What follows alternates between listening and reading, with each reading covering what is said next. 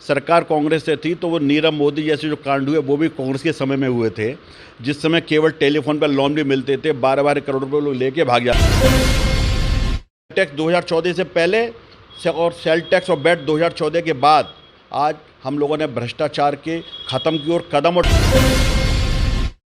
हमारे देश में सबसे ज़्यादा प्रॉब्लम है ब्यूरोक्रेट से। और अलीगढ़ का एक उदाहरण मैं आपको दे दूं, अलीगढ़ में पिछले 10 साल से 1 लाख घरों पे हाउस टैक्स लगा हुआ है। अभी जियो टैगिंग हुई तो 2,25,000 हाउस घर निकले। अब 1,25,000 घरों से हाउस टैक्स कौन ले रहा था, नहीं ले रहा था, ये बहुत गंभीर विषय है। 80 करोड़ जनता को महीने में 2 बार फ्री राशन दिया, चावल। नमस्कार, मैं हूं कैलाश गोयल और आप देख रहे हैं हमारा विशेष कार्यक्रम आपकी बात मेरे साथ। उत्तर प्रदेश में विधानसभा के चुनाव नज़दीक हैं और इस कड़ी में हर पार्टी अपनी जीत को सुनिश्चित करने के लिए मैदान में उतर चुकी है। आज इसी कड़ी में आज हमारे साथ मौजूद हैं भाजपा के जिला महामंत्री मनीष राय जी। बहुत बहुत स्वागत है आपका मनीष जी हमारे चैनल में। धन्यवाद। मनीष जी, जिस तरीके से आज कोरोना काल चल रहा है, महंगाई का दौर चल रहा है, क्या लग रहा है आपको कि उत्तर प्रदेश में भाजपा की सरकार बनेगी? सरकार बनना सुनिश्चित है। कुछ विसंगतियां रहती हैं, लेकिन इसके बाद भी हमने गरीब जनता के लिए जो काम माननीय मोदी सरकार ने किए हैं, माननीय योगी जी ने किए हैं, कि लगातार पिछले 8-9 महीने और इस 8-9 महीने भी हमने 80 करोड़ जनता को महीने में 2 बार फ्री राशन दिया, चावल दिया। इसके अलावा जो हमारी योजनाएं हैं, जिसमें गृह निर्माण है, शौचालय हैं, पानी का कनेक्शन है, बिजली का कनेक्शन है, गैस का कनेक्शन है, वो भी हमने सुचारू रूप से दिया। इसके अलावा मोदी सरकार और माननीय योगी सरकार केवल गरीबों के लिए काम कर रही है। जीत हमारी सुनिश्चित है, सरकार फिर दोबारा हम ही बनाएंगे, ये बिल्कुल निश्चित है। अगर महंगाई की हम बात करें तो लगातार महंगाई में वृद्धि हो रही है।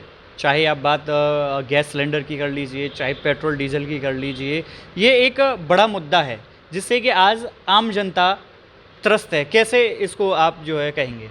देखिए, मैं आपको बता दूं, सबसे महत्वपूर्ण मुद्दा आप पेट्रोल पदार्थ और संबंधित समझ सकते हैं। मैं आपको थोड़ा सा एक आंकड़ा दे सकता हूं कि मोदी जी की सरकार 2014 में बनी थी और आज 2021 चल रहा है, और 2014 के शुरुआत में जो पेट्रोल की कीमत थी वो 77 रुपये थी और आज 100 रुपये है। लेकिन इसके कंपेयर में 2000 की बात भी मैं करूंगा। 2007 उसमें 28 रुपये पेट्रोल था और 48 रुपये पेट्रोल हुआ। उस समय बढ़ोतरी 70% थी और इस समय बढ़ोतरी 30% है।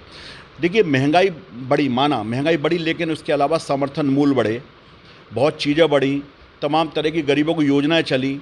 सरकार का तो फंडा सीधा सीधा इधर से आना इधर जाना। ये तो एक, अगर हम विकास की ओर जाएंगे तो ये सब चीज़ें तो एक बार हम लोगों को एडजस्ट करना पड़ेगा। लेकिन महंगाई है, मानते हैं महंगाई बढ़ी है, लेकिन ऐसा महंगाई का कोई विशेष मुद्दा इस चुनाव में नहीं रहेगा। देखिए, अगर हम बात करें गरीबों की तो सरकार गरीबों के लिए कहीं न कहीं बहुत कुछ कर रही है, चाहे राशन की बात करें या और भी सुख सुविधाओं की बात करें। लेकिन इसमें कहीं न कहीं मिडिल क्लास जो परिवार हैं वो भी पिछड़ते हुए नज़र आ रहे हैं। उनके लिए सरकार कुछ क्यों नहीं सोचती है? ये आपका विषय ठीक है। इसके लिए हमने भी सरकार से निवेदन किया है कि कुछ छूट मिडिल क्लास को दी जाए, लेकिन सब विचार चल रहा है। जल्दी इस पर भी कुछ ना कुछ एक्शन हम लोगों के निवेदन पर होना चाहिए। विपक्षी दल लगातार भाजपा पर आरोप लगाते आ रहे हैं। अडानी और अंबानी की सरकार मोदी सरकार को बता रहे हैं।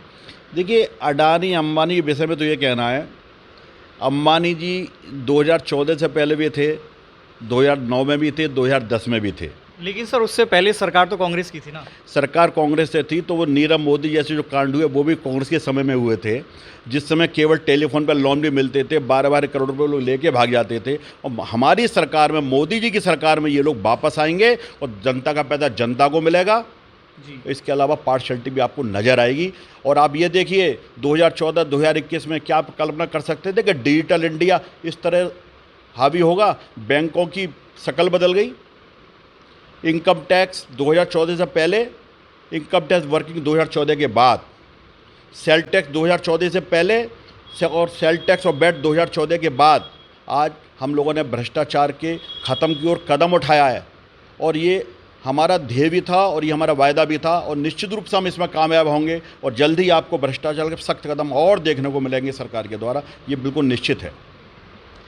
मनीष जी, जिस तरीके से हाउस टैक्स की अगर हम बात करें, हाउस टैक्स को लेकर पहले जनता का शोषण होता था, आज नगर निगम द्वारा जो है जियो टैगिंग किया जा रहा है, क्या कहेंगे इस बारे में? देखिए, मैं आपको बता दूं, हमारे देश में सबसे ज़्यादा प्रॉब्लम है ब्यूरोक्रेट से। और अलीगढ़ का एक उदाहरण मैं आपको दे दूं, अलीगढ़ में पिछले 10 साल से 1 लाख घरों पे हाउस टैक्स लगा हुआ है।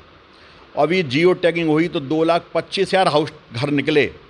अब 1,25,000 घरों से हाउस टैक्स कौन ले रहा था, नहीं ले रहा था, ये बहुत गंभीर विषय है।